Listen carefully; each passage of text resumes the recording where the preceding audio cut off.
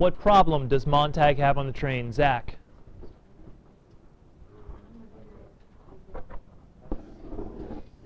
Mrs. C? Hey, it's C. Where are my C groups? 1, 2. Haven, what problem does Montag have on the train?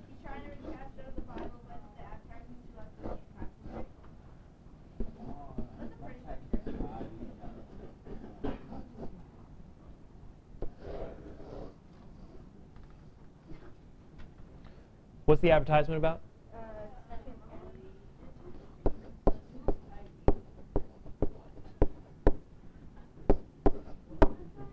Denham's D for dentifrice. I know, it's kind of crazy. And he's trying to remember what? Passage from the Bible. And there is conflict between these two, so he's having trouble doing that. How does this problem relate to the character traits and behaviors exhibited by Mildred and him before? Aaron?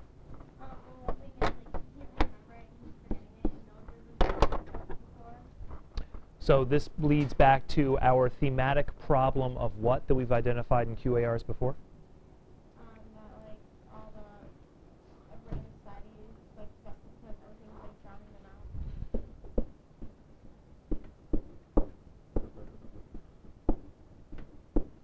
Loss of memory. I want to expand on what you said, Aaron, because it was very insightful.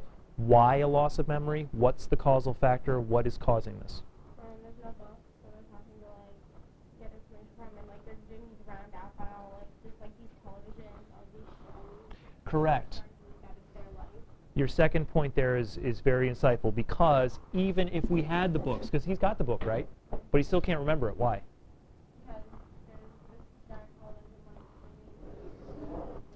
Society is screaming at him and preventing him from remembering. So even with the books, society will not allow him to, because he's so distracted by so much input that he can't focus. Tori? Faber? Yes?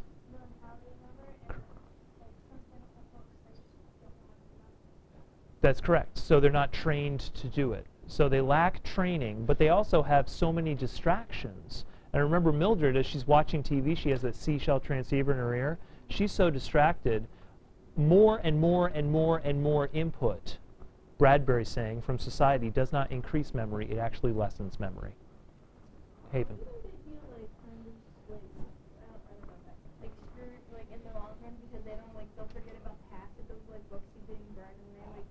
Oh, Haven, I think that this society is on a path of failure and destruction. And Bradbury thinks so too. And what has he put into the book to make you think that something bad's going to happen? What? A little bit more than that. David? He put in the war. Threat of war. See, Haven, if they're not paying attention to anything and they can't remember anything, how are they possibly going to defend themselves in any sort of international conflict? Answer, they won't. What do you think might happen to books and their ideas in this society? Aaron, you've already done a really good job with it. Sarah, what do you think?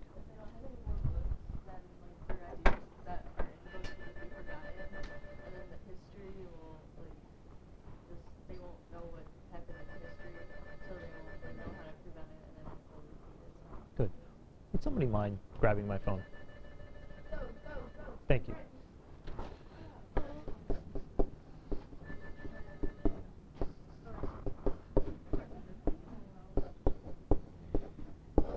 History will be lost, and oh, thank you very much, Lindsay.